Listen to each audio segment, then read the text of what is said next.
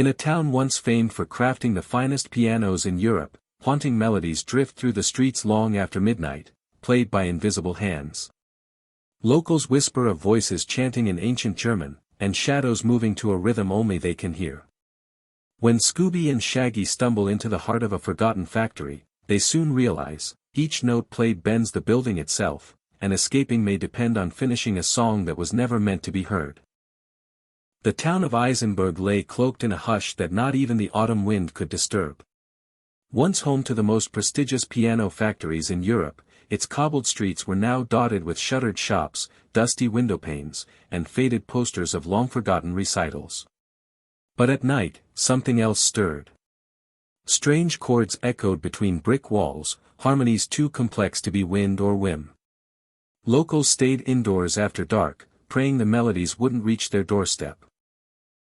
That night, Scooby-Doo and Shaggy found themselves walking straight into the music's heart. Remind me again why we're delivering piano parts to a ghost town? Shaggy asked, squinting at the crumpled delivery note in his trembling hand. Dude ordered 12 ivory hammerheads and a bag of tuner springs. In the middle of nowhere. Ruro, Scooby mumbled, ears twitching. He sniffed the damp air. Smells like varnish. And pickles. They stood in front of the Eisenberg Pianoforte complex, a massive stone building sealed for over 50 years. It rose like a cathedral of silence, its iron gates unlocked and slightly ajar. From inside, the soft plinking of piano keys floated toward them, impossibly clear, impossibly timed, like someone practicing scales on the far end of the corridor. Well, we drop the stuff and we go, Shaggy said with false bravado. No investigating, no exploring, and definitely no, Willkommen zu Haus. The voice, gravelly and low, murmured from nowhere and everywhere at once. Scooby jumped into Shaggy's arms, both spinning to look behind them.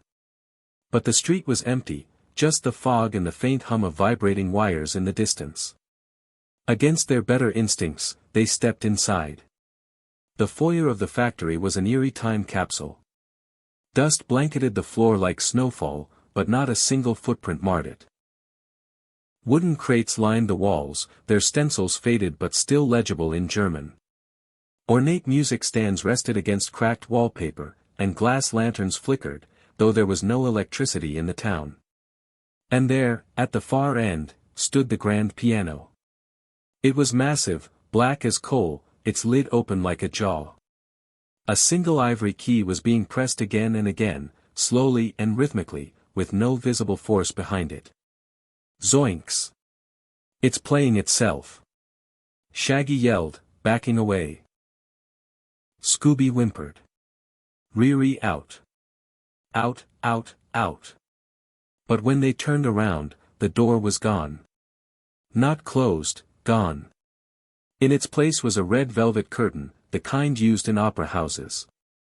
Behind it, they could hear applause. This is not normal. This is way past normal, Shaggy muttered, gripping Scooby's fur as the walls of the room began to creak. A soft melody started up again, delicate, melancholic, hypnotic. As the song played, the architecture changed. The wooden floor stretched beneath them, corridors extended to the sides, and the ceiling rose higher.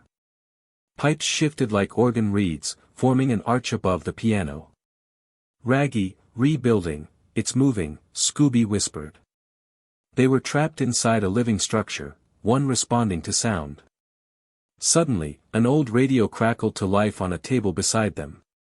A voice, female and weary, hummed an unfamiliar lullaby. The radio tuned itself to a clearer frequency, and words in ancient German spilled out. Find the keys, finish the piece, or the building will never let you leave. The piano's melody quickened, like a metronome speeding up. In the hallway ahead, dozens of doors appeared along the walls, each marked with a single musical symbol, and some too old to be part of modern notation. One door creaked open slowly, revealing a staircase spiraling down into darkness. We're gonna die in a piano factory, Shaggy groaned, his voice breaking. How poetic. A sudden clang echoed from below, like chains snapping. They turned to flee back to the room, but it had changed again. The piano was gone. The red curtain was now draped in the center of the hallway, gently swaying, its fabric marked with a handprint in dust. Scooby turned his head sharply toward the sound of footsteps. Slow. Precise. Approaching. But no shadow followed. Then, as if drawn by something they couldn't see, Scooby took a tentative step toward the open door with the flat symbol. Shaggy followed, clutching his backpack tight. As they stepped over the threshold, the melody stopped abruptly. And in the silence, a new sound began, an old wax recording, complete with static and scratches, playing a man's voice whispering in a loop, "Spiel weiter. Spiel weiter. Spiel weiter, keep playing. Keep playing. Keep playing." The door slammed shut behind them. The descent into the flat-marked door led them through a spiraling stairwell carved into what felt like stone and iron welded by time itself. Scooby's claws clicked nervously on each step, while Shaggy gripped the railing as if letting go would pull him into madness. The whisper from the old recording still rang in their ears, "Spiel weiter," its final syllables echoing as though the building itself was mouthing the words. When they finally reached the bottom, they emerged into a massive circular chamber lit by gas lamps flickering against stained brick. On the far wall stood a line of forgotten pianos, some upright, others grand, a few broken in half as if clawed from within. The air was thick with dust and something else, sorrow. "Like, I don't know if I'm breathing mold or misery," Shaggy muttered, coughing. "Either way, I want out." Scooby's nose twitched. Rear, someone crying. At first, it was faint. But then the sobbing became clearer, off-key, hiccuping, echoing through the hollow bodies of the abandoned instruments. They followed the sound to a piano covered by a black funeral cloth. As they approached, the keys began to sink on their own, slowly playing a minor chord. Shaggy hesitated, but pulled the cloth aside. Beneath it was an ancient upright piano with a cracked wooden plaque that read, "For Elise, Model 1893. But more alarming was the figure sitting at the bench. A little girl, translucent and pale, her hair in braids, hands hovering above the keys without ever touching them. Her eyes flicked toward them, empty and blurred like unfocused glass. "You stopped the song," she whispered in German-accented English. "Why did you stop it?" Scooby stepped back quickly, growling low.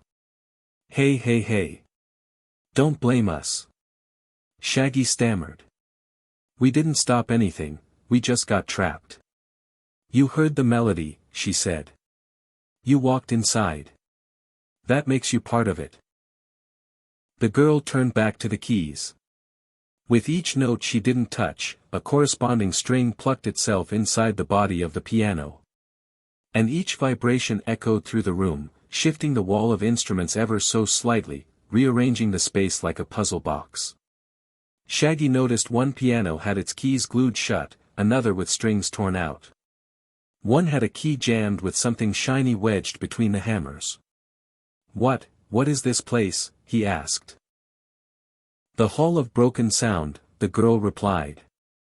"Where melodies that were never finished wait to be played."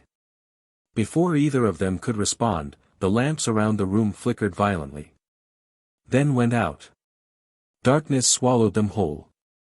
A low note, deep, vibrating, ominous, resounded from one of the pianos. Then another, higher this time, joining it like a duet of despair. More followed, forming chords that did not follow any known harmony. The sound was alive. In the blackness, a new voice growled, "You took her song." A thundering crash split the silence as one of the pianos flew across the chamber and shattered against the wall. Scooby screamed. Shaggy ducked, pulling his friend down behind an overturned bench. "We're not even musicians," he yelled. "We don't want the song." The girl's voice came from nowhere and everywhere. "But you heard it. That's enough." Suddenly, a match flared to life, held by the girl's ghostly hand. She stood above them, her eyes now glowing like candle flames. "There's still time," she whispered. "Find the other keys. The correct ones. Only then can the song be played and the factory sleep again." A door appeared behind her, one that hadn't existed before. It creaked open with a sigh, revealing a staircase lit with candlelight and leading to what looked like an attic made of scaffolding and sheet music. "But beware," the girl added, her voice growing distant. "Some keys are cursed. They play the past." And then she vanished. "Like, Scoob," Shaggy said, his voice shaky as he helped his friend up, "I don't even like regular keys. Why do ghost keys gotta be involved?" Scooby grumbled. "Rather be raking naps." They crossed the chamber toward the new staircase. Behind them, the pianos returned to silence, yet Shaggy could have sworn he heard someone humming again, the same strange lullaby from the radio upstairs. As they began their ascent, Shaggy paused, his foot catching on something hard beneath the dust. He reached down and pulled up a small metal crank etched with musical notations. It shimmered in the dim light, humming softly in his palm. "Looks like a music box handle," he murmured. "But it's warm." Scooby sniffed it. "Not warm. Alive." As they reached the top of the stairs, the door slammed behind them. Before them lay a series of corridors made from piano wire, wooden frames, and shifting scaffolds, like the inner workings of an unfinished concert hall. And somewhere above, a violin began to tune itself. The new corridor shimmered with tension. Strings stretched across the walls like nerves, thin, silver, and humming with faint vibrations. Each step Shaggy and Scooby took seemed to pluck a note from the very bones of the building. The melody followed them, assembling itself from fragments, a haunting lullaby trying desperately to remember its ending. Shaggy wiped sweat from his brow. "Like, I swear this place is breathing. Can a building even breathe, Scoob? Row boy." Scooby mumbled, ducking beneath a taut wire. "Feels like, R.W. eerie inside a big cello." The hallway bent unnaturally to the left, leading them to a large octagonal chamber. High above, spotlights flickered on in sequence, revealing a ceiling lost in shadows. The floor was shaped like a music staff, 5 massive lines crossing the space with instruments lying along each one, violins on the first, flutes on the second, cellos on the third, and so on. At the center stood a music stand with a scroll clamped between golden clasps. Drawn forward, Shaggy approached cautiously. The scroll looked ancient, inked in crimson with a title scrawled across the top, Sinfonie der Rucker, Movement I. Symphony of Return. "I don't like how final that sounds," Shaggy muttered. "And why's the ink red?" "That better not be what I think it is." Scooby sniffed the parchment, then growled. "Not ink." Shaggy stepped back. "Yeah, cool. Definitely not reading cursed blood music." Suddenly, the room pulsed. A chime echoed from nowhere, and one by one, the instruments lifted themselves into playing position, suspended in the air by invisible hands. Strings tightened, bows positioned. A silent conductor took his place atop a rising podium in the corner, a dark silhouette with no face, only glowing eyes beneath a disintegrating top hat. He raised his baton. The instruments played. The sound was unbearable, not loud, but wrong. Notes bent in unnatural directions. Melodies layered atop one another, dissonant and erratic. The scroll on the stand began to burn at its edges, curling as if rejecting the music being performed. Then came the voice. It slithered out of the walls, whispering from the vents, slipping through the instruments. "You broke the silence, you owe us the encore." The air grew dense. Scooby howled, covering his ears. Shaggy stumbled back, but the music held him in place, wrapping around his limbs like chains made of sound. And then, everything stopped. A single cello played a note, low, long, mourning. With it, the conductor vanished, and the scroll fell from the stand, landing at Shaggy's feet, fully intact again. Now there was a new line at the bottom, movement 2, the crank must turn. Shaggy pulled out the small crank they'd found earlier. As he held it over the parchment, the scroll absorbed it like a sponge soaking up a drop of water. From the far wall, a new panel slid open, revealing an iron door carved with the symbol of a treble clef, distorted and broken. Scooby looked at the door, then at Shaggy. "RWE have to go through that?" Shaggy sighed. "Either that, or stay and listen to cursed karaoke." "Yeah, let's move." As they crossed into the next corridor, they found themselves in what looked like a craftsman's workshop.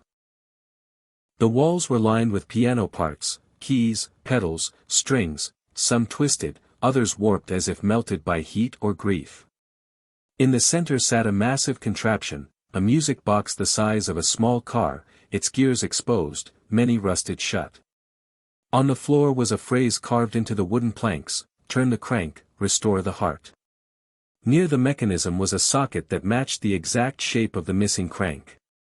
Shaggy hesitated. What if this thing opens a portal to some nightmare concert? Or, Scooby said, surprisingly logical, it might open the next door.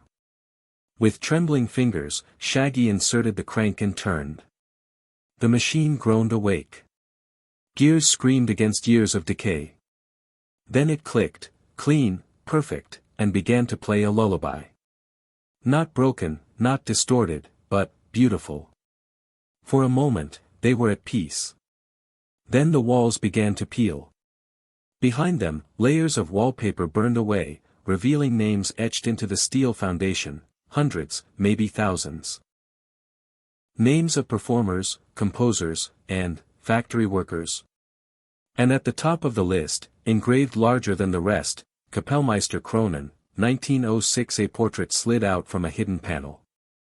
It showed a stern man with wide-set eyes, standing in front of a row of workers holding instruments. One of them, barely visible in the corner, was the ghost girl with braids. Shaggy leaned in. She was one of them. But, how old is this place?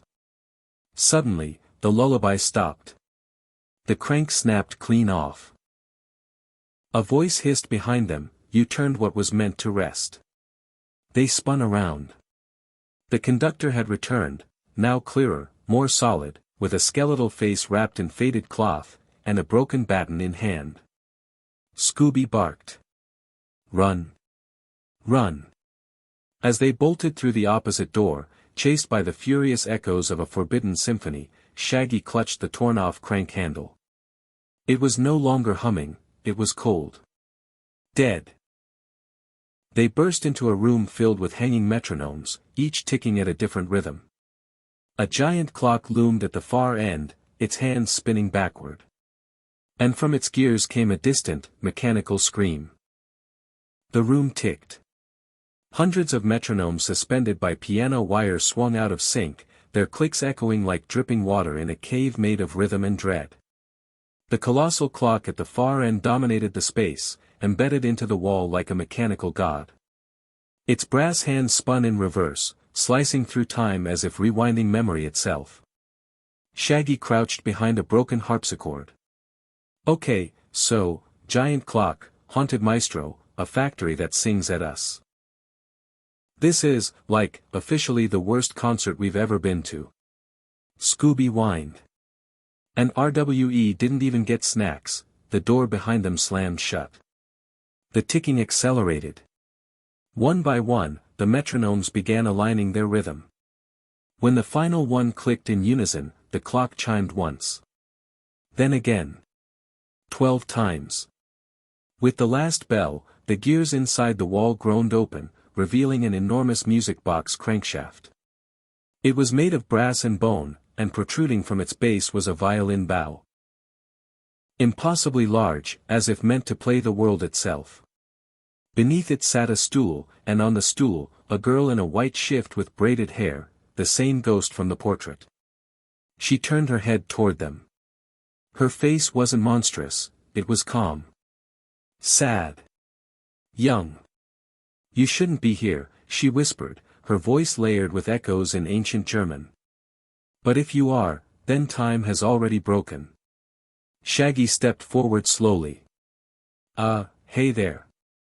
We're just passing through, okay? Trying to escape before some spectral orchestra drags us into their cursed encore, Scooby nodded. Yeah. No rancor. The girl stood and placed her hand gently on the crankshaft. The violin bow twitched. He made us play until our fingers bled. Said the music would keep the building alive. Said, our souls were part of the rhythm now. She pointed to the ticking metronomes above. One beat for every trapped spirit. When they align, the maestro is strongest. The violin bow jerked again, then lifted into the air on its own. The room began to hum. The girl's voice became urgent. You must disrupt the rhythm. Break the beat. If he reaches midnight again, the factory will seal, and you will be part of it.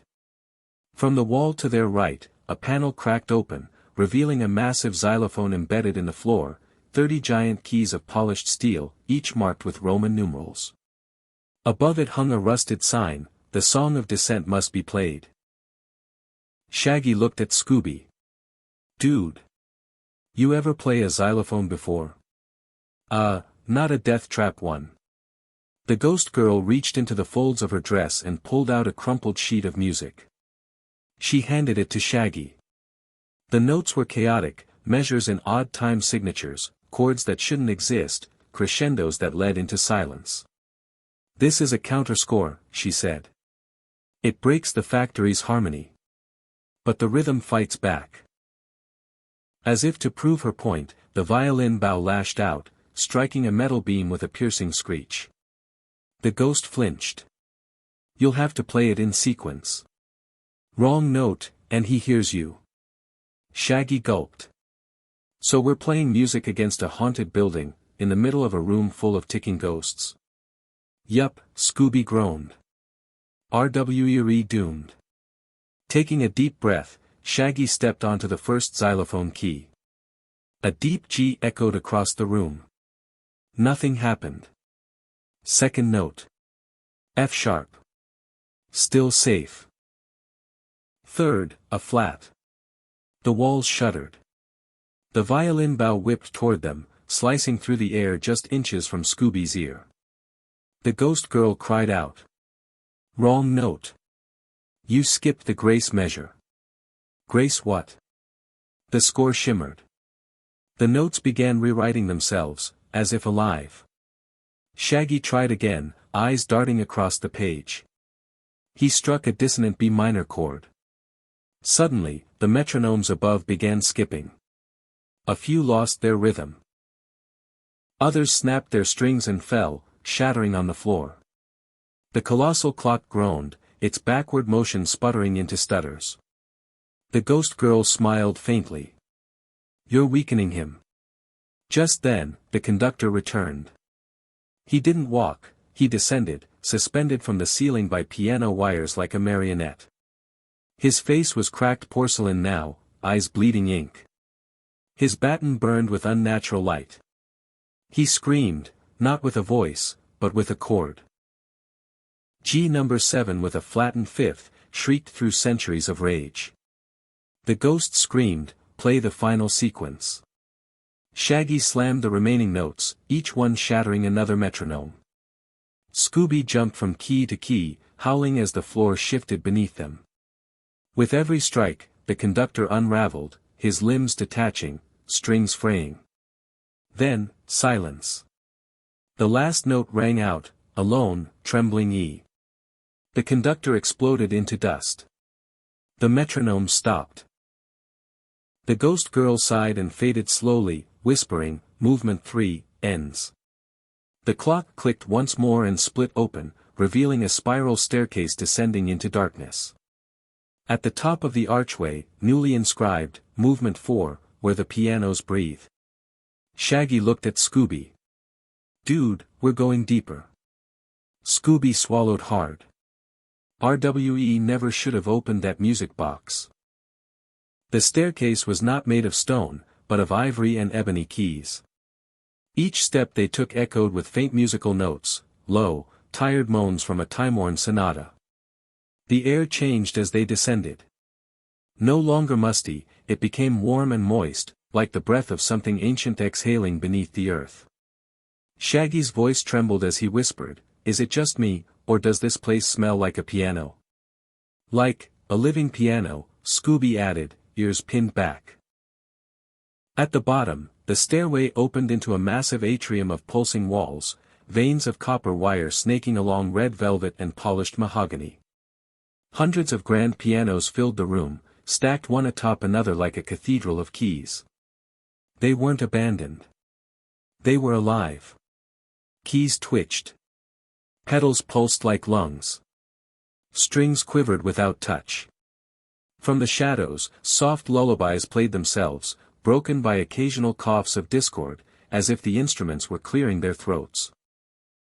A voice emerged from the gloom, not spectral, but human.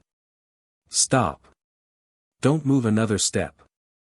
A spotlight flared from above, illuminating a man in a conductor's uniform.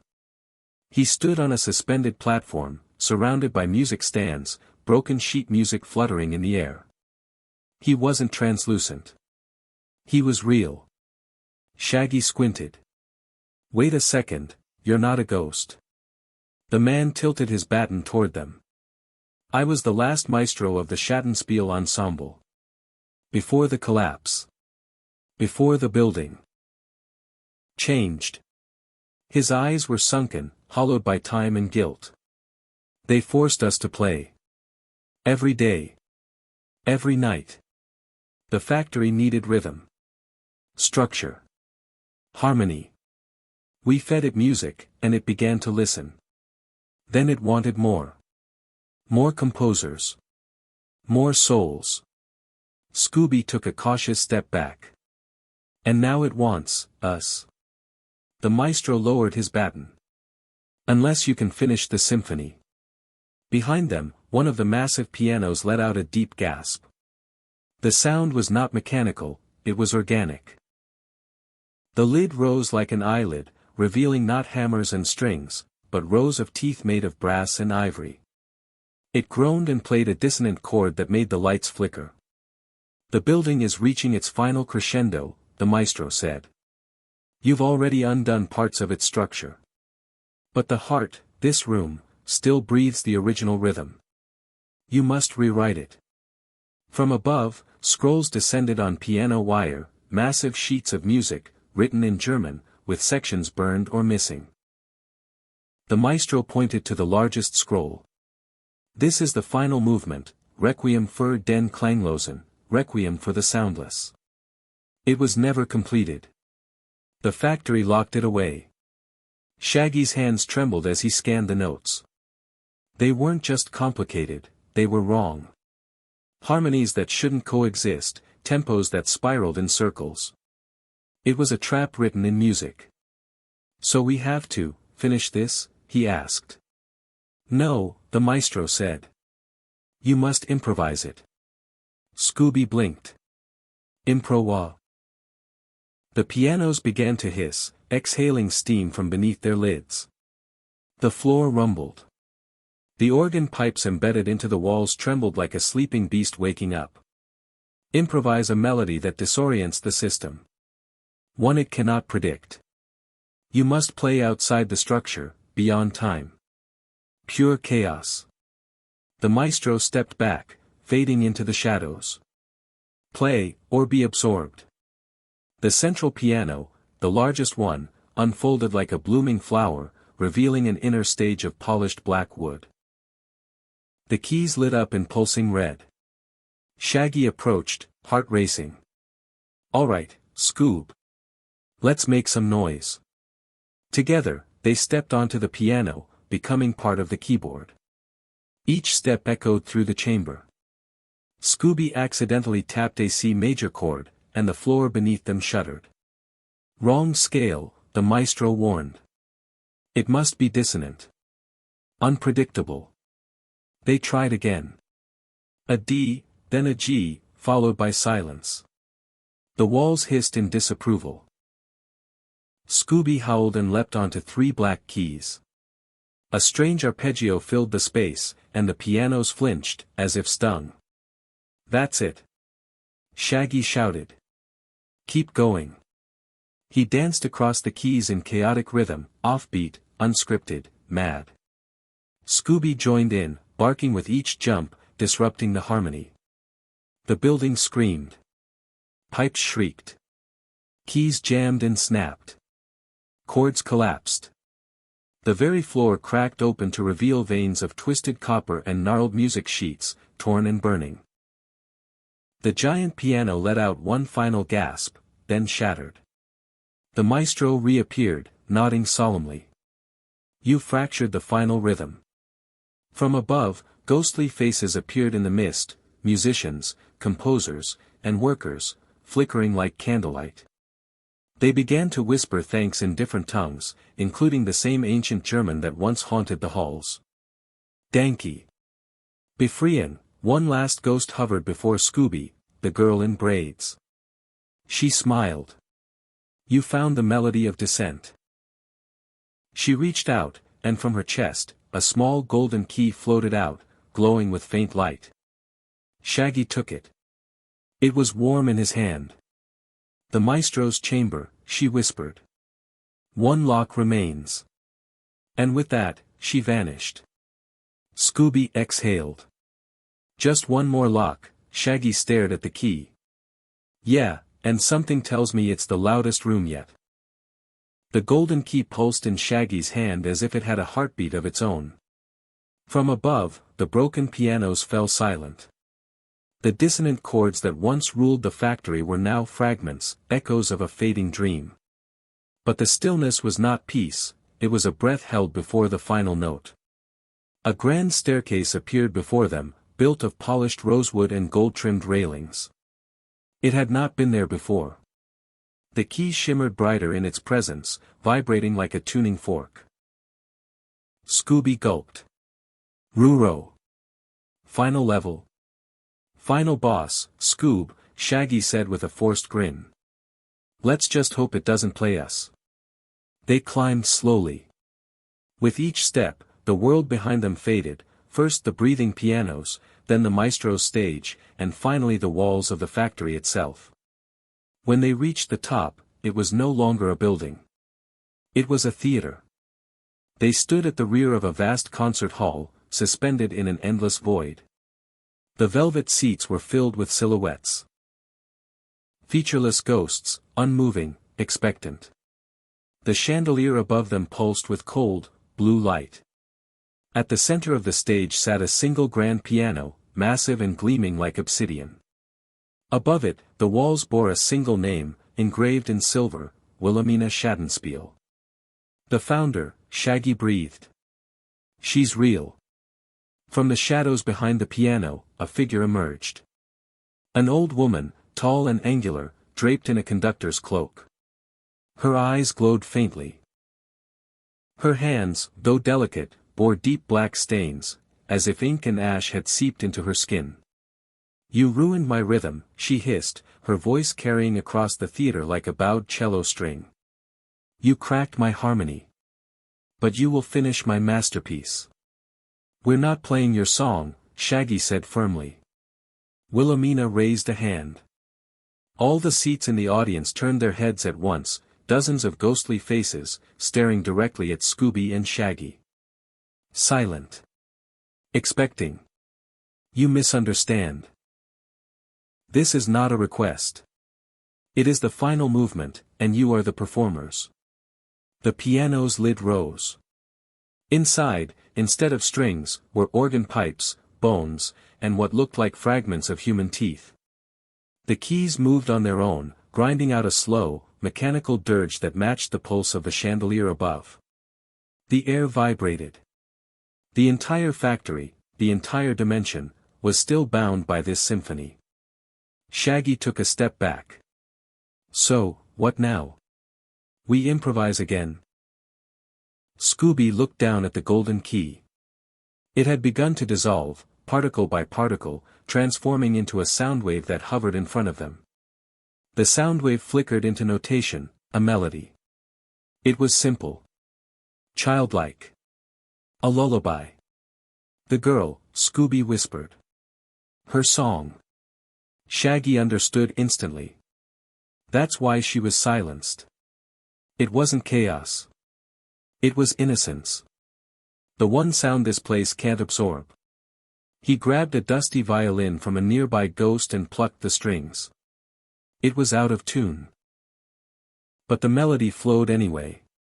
Scooby added harmonics with a xylophone resting beside the stage.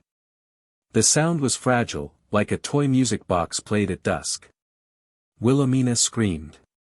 Stop this dissonance. But the ghosts in the audience began to hum softly.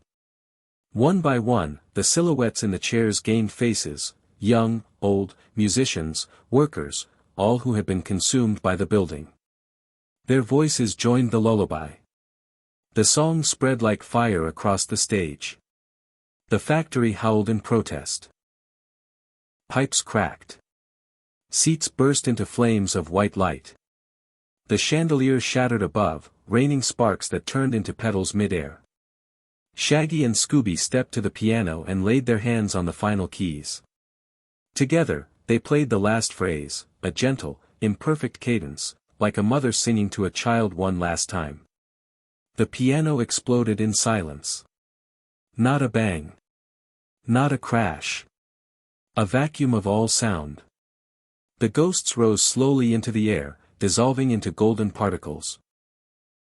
Wilhelmina tried to scream, but no sound came. Her baton snapped in half, and her cloak turned to smoke. The engraving on the wall faded into blankness. And then they were back. Standing in the ruins of the real-world Schattenspiel piano factory. Broken beams, cracked tiles, moonlight seeping through holes in the ceiling. No music. No ghosts. Just silence. Shaggy let out a long breath and collapsed onto a bench. Like, Scoob, remind me never to trust a factory with its own theme song. Scooby nodded. No more piano pizza nights, either. They chuckled quietly. In Shaggy's pocket, a single object remained, a fragment of the golden key, now cold, but etched with a note, B. Outside, dawn approached. The curse was broken, the melody finished, not with perfection, but with truth. The truth that no machine, no obsession, no haunted harmony could overpower the music of freedom. And somewhere in the wind, just as the sun began to rise, the lullaby returned. Only once, played gently by no hands at all.